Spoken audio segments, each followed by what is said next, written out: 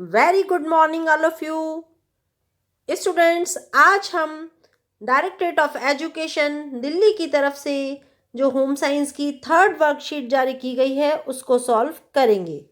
सभी बच्चे जिन्होंने वर्कशीट पहले सॉल्व कर ली है वो अपनी वर्कशीट को ज़रूर मिलाएंगे कि आपकी वर्कशीट में सभी आंसर्स सही हैं या नहीं है। चलिए तो स्टार्ट करते हैं हम वर्कशीट नंबर 3 का फर्स्ट क्वेश्चन। देखिए फर्स्ट क्वेश्चन में पूछा है प्रारंभिक बाल्यावस्था अर्ली चाइल्डहुड कब से कब तक की अवस्था है। तो बच्चों इसका आंसर है कि प्रारंभिक बाल्यावस्था या अर्ली चाइल्डहुड जन्म से लेकर 8 वर्ष तक की अवस्था है। सेकंड क्वेश्चन लेते हैं अब हम। एक अच्छे विद्यालय पूर्व केंद्र में उपागम होना चाहिए। एक अच्छे विद्यालय पूर्व केंद्र में क्या उपागम होना चाहिए, कैसा होना चाहिए वो। तो इसका आंसर क्या होगा बच्चों? इसका आंसर होगा कि ये बाल केंद्रित उपागम होना चाहिए, चाइल्ड सेंटर्ड होना चाहिए। चलिए तो थर्ड क्वेश्चन की तरफ चलते हैं। राष्ट्रीय युवा नीति मंत्रालय द्वारा अपनाई गई है। राष्ट्रीय युवा नीति डैश मंत्रालय द्वारा अपनाई गई है। तो इसका आंसर होगा बच्चों राष्ट्रीय युवा नीति युवा मामलों और खेलकूद मंत्रालय द्वारा अपनाई गई है। अब हम फोर्थ क्वेश्चन की तरफ चलते हैं। डैश शब्द का अर्थ समाज के उन समूहों से ये है जिनकी प्रतिकूल परिस्थितियों द्वारा अधिक प्रभावित होने की संभावना होती है। वह कौन सा शब्द है? तो इसका आंसर क्या होगा? इसका आंसर होगा संवेदनशील शब्द का अर्थ समाज के उन व्यक्तियों या समूहों से है जिनकी प्रतिकूल परिस्थितियों द्वारा अधिक प्रभावित होने की संभावना होती है। यहाँ पर संवेदनशील शब्द का अर्थ वल्नरेबल से है। अब आते हैं क्वेश्चन नंबर 5 की तरफ। दिए गए प्रतीक चिन्ह को समझाइए। आपको बताना है कि ये चिन्ह किस चीज का है। तो बच्चों ये चिन्ह है समेकित बाल विकास सेवाएं, इंटीग्रेटेड चाइल्ड डेवलपमेंट सर्विसेज का ये चित्र है। आगे चलते हैं क्वेश्चन नंबर 6 की तरफ। इसमें भी ये चित्र दिखाया गया है और पूछा गया है ये किसका चित्र है। तो बच्चों ये चित्र है एसओएस बाल गांव का। ठीक है, कौन सा गांव है ये? बाल गांव का चित्र दिया गया है। अब चलते हैं क्वेश्चन नंबर 7 की तरफ। क्वेश्चन नंबर 7 में पूछा है मैचिंग करने के लिए वृद्ध जनों के लिए राष्ट्रीय नीति, राष्ट्रीय युवा नीति, राष्ट्रीय पाठ्यचर्या रेखाएं और एसओएस का पहला गांव कब स्थापित हुआ, इनकी हमें डेट मैच करनी है। तो बच्चों वृद्धजनों के लिए जो राष्ट्रीय नीति है वो कब स्टार्ट हुई? 1999। राष्ट्रीय युवा नीति 2014, राष्ट्रीय पाठ्यचर्या रेखाएं 2005 और एसओएस का पहला गांव कब स्थापित हुआ? 1964 में। चलिए अब हम चलते हैं क्वेश्चन नंबर 8 की तरफ। क्वेश्चन नंबर 8 में यहाँ पर फुल फॉर्म्स पूछी गई हैं। निम्नलिखित का पूरा नाम लिखिए। ECCE। तो बच्चे लिखिए जल्दी जल्दी। Early childhood care and education. ECCE का पूरा नाम क्या है? Early childhood care and education. NCF means national curriculum framework. ICDS integrated child development services, जिसका अभी ऊपर चित्र भी दिखाया गया था। NGO non government organisation. CYP commonwealth youth programme.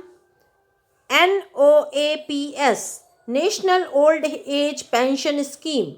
NSS national service scheme और IPS इंडियन पेनल कोड और CARA means central adoption resource authority. IGNOU की फुल फॉर्म पूछी है Indira Gandhi national open university. ये सभी फुल फॉर्म आपको अच्छे से याद होनी चाहिए। आपके एग्जाम में इनसे रिलेटेड क्वेश्चन जरूर पूछा जाएगा। अब लेते हैं हम क्वेश्चन नंबर 9। प्रारंभिक बाल्यावस्था व्यावसायिक होने के लिए 2 कौशल का उल्लेख कीजिए। यहाँ पर आपको कौन कौन से कौशल बताने हैं? आपको बताने हैं कि प्रारंभिक बाल्यावस्था जो व्यावसायिक हो उसमें कौन कौन से कौशल होने चाहिए।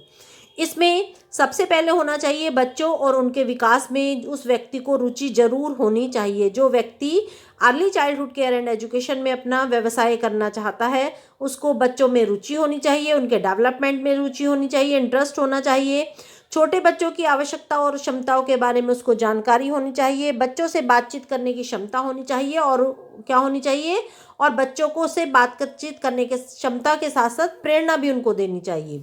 फिर कहानी सुनाने के अंदर उनके अंदर एबिलिटी होनी चाहिए, खोजबीन करने की एबिलिटी होनी चाहिए, प्रकृति संबंधी और सामाजिक अंतःक्रियाएं जैसे क्रियाकलापों के लिए उनके अंदर उत्साह होना चाहिए, और बच्चों से प्रश्न उत्तर देने की इच्छा होनी चाहिए और उसमें इंटरेस्ट भी होना चाहिए। ये क्वेश्चन हो गया हमारा। अब हम चलते हैं क्वेश्चन नंबर 10 की तरफ। देखिए क्वेश्चन नंबर, तो बच्चों क्वेश्चन नंबर 10 में हमारे पास दो ऑप्शन हैं। यहाँ पर आप कोई एक सेलेक्ट कर सकते हैं। तो सबसे पहले हम क्वेश्चन नंबर 10 का फर्स्ट ऑप्शन देखते हैं। इसमें पूछा है किशोर न्याय अधिनियम 2000 के अनुसार कठिन परिस्थितियों में रहने वाले बच्चों को किन दो चीज़ों की आवश्यकता होती है। वो कौन कौन सी चीज़ें हैं जिनकी जो कठिन परिस्थिति में बच्चे रहते हैं उनको आवश्यकता होती है। देखिए गरीब और कठिन परिस्थिति में रहने वाले बच्चों को विशेष देखभाल की आवश्यकता होती है और संरक्षण की आवश्यकता होती है। और कई बार बच्चे बहुत सारे कारणों से किसी कानून का उल्लंघन कर देते हैं या फिर गैर सामाजिक गतिविधियां होती हैं जैसे चोरी करना, इस तरह की गतिविधि में संलिप्त हो जाते हैं। और ऐसी स्थिति में किशोरों को संरक्षण देने के उद्देश्य से सरकार ने किशोरों की देखरेख और संरक्षण अधिनियम 2000 पारित किया है। अब आपको समझ में आ गया होगा कि ये जो अधिनियम है 2000 क्यों पारित किया है सरकार ने। ठीक है, अब हम नेक्स्ट क्वेश्चन लेते हैं। इसी का सेकंड ऑप्शन देखते हैं जो है किशोर न्याय अधिनियम 2000 का सरोकार बच्चों के किन दो संवर्गों से है। कौन कौन से दो संवर्ग हैं जिसका बच्चों से है संबंध। ठीक है, वो है, सबसे पहले हम इसमें लेंगे कि ये जो कानून है वो उन बच्चों से है जो बच्चे कानून का उल्लंघन करते हैं, और कई बार कानून का उल्लंघन करने वाले बच्चों को बाल अपराधी भी कहा जाता है। एक तो वो हो गया, और दूसरा उन बच्चों से है जिन्हें देखरेख और संरक्षण की आवश्यकता होती है। ठीक है, दो तरह के बच्चों से है जो कानून का उल्लंघन करते हैं और जिन्हें देखरेख और संरक्षण की आवश्यकता होती है। अब चलते हैं हम नेक्स्ट क्वेश्चन की तरफ। नेक्स्ट क्वेश्चन हमारा केस स्टडी बेस्ड क्वेश्चन है, जिसमें हम पेपर में हम दो केस स्टडी बेस्ड पैराग्राफ पढ़ेंगे और उनसे रिलेटेड क्वेश्चन सॉल्व करेंगे। सबसे पहले देख लेते हैं कि यहाँ पर केस स्टडी क्या है। अधिकांश मामलों में बच्चे कुछ वर्षों तक मात्र अपने परिवार में ही पलते हैं।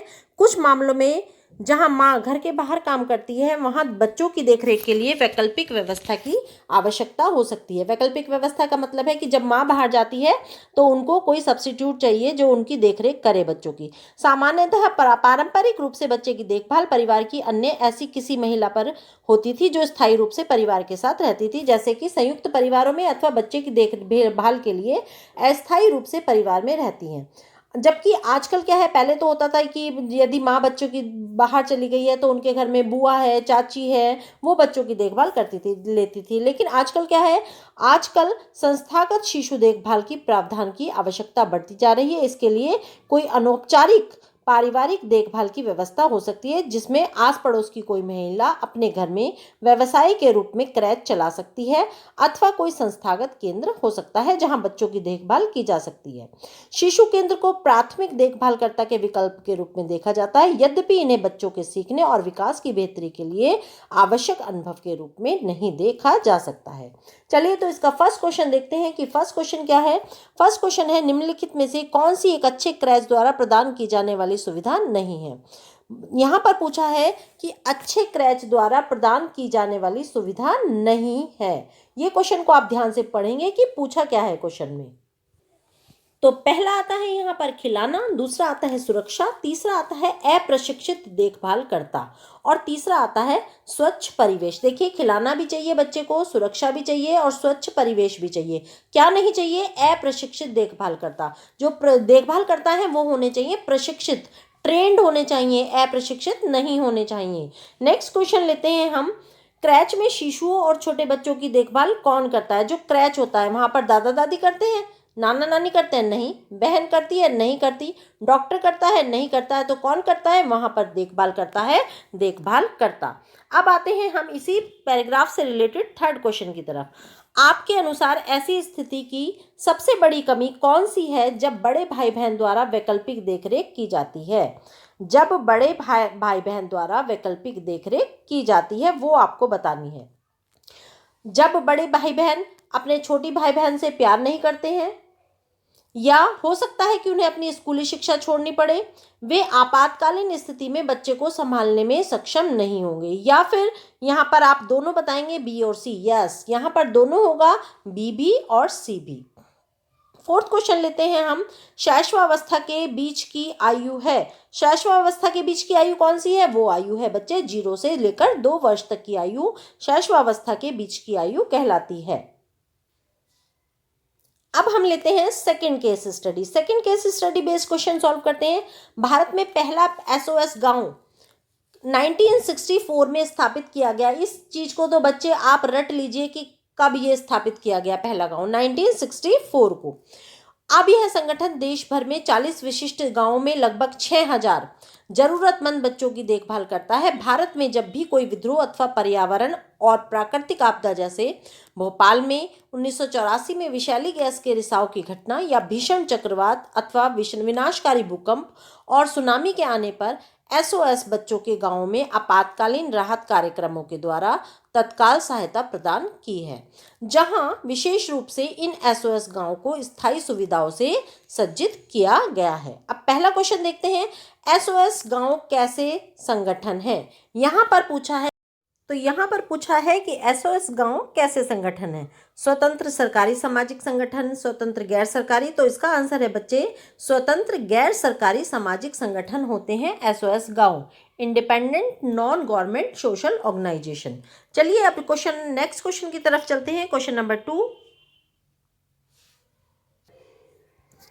क्वेश्चन नंबर 2 में पूछा है, प्रत्येक एसओएस घर में एक माँ होती है जो बच्चों की देखभाल करती है। कितने बच्चों की देखभाल करती है जो एसओएस घर में माँ होती है? तो इसका आंसर है बच्चे सी, 10 से 15 बच्चों की। कितने बच्चों की देखभाल करती है? वो करती है 10 से 15 बच्चों की देखभाल। अब चलते हैं नेक्स्ट क्वेश्चन की तरफ। क्वेश्चन नंबर 3, कौन सी एसओएस बाल गांव की विशेषता नहीं है? एसओएस बाल गांव की विशेषता पूछा है कि कौन सी एसओएस बाल गांव की विशेषता नहीं है। आपको ये ध्यान रखना है विशेषता पूछी है या नहीं पूछी है। परिवार आधारित देखरेख प्रदान करना, यस। दीर्घावधि देखरेख प्रदान करना, यस। त्रासद अनुभवों को प्रदान करना, नो, ये नहीं है। ठीक है। और चौथा है संबंधों और प्रेम का अनुभव प्रदान करना। ठीक है, ये भी है, ये भी है और ये भी है, तो सी नहीं है इसका आंसर। ठीक है। फोर्थ क्वेश्चन की तरफ चलते हैं। फोर्थ क्वेश्चन है हमारा, पहला एसओएस गांव बाल गांव भारत के किस शहर में स्थापित किया गया था? अहमदाबाद, बेंगलुरु, भोपाल और फरीदाबाद। आई होप ये आंसर सभी बच्चों को पता होगा। तो बच्चे इसका आंसर है फरीदाबाद। पहला एसओएस गांव कहाँ पर स्थापित किया गया था? ये स्थापित किया गया था फरीदाबाद में। इसके साथ ही अब हम ये वर्कशीट नंबर 3 कंप्लीट करते हैं, और सभी बच्चे अपनी वर्कशीट जरूर चेक करेंगे। आपके सारे आंसर्स ठीक होने चाहिए। यदि आप अच्छे से तैयारी करते हैं और सारी वर्कशीट अच्छे से सॉल्व करते हैं तो बच्चे आप बहुत अच्छे मार्क्स एग्जाम में गेन कर सकते हैं। ठीक है बच्चों, तो अब हम नेक्स्ट वर्कशीट के साथ नेक्स्ट वीडियो में फिर से मिलेंगे। तब तक के लिए थैंक यू सो मच।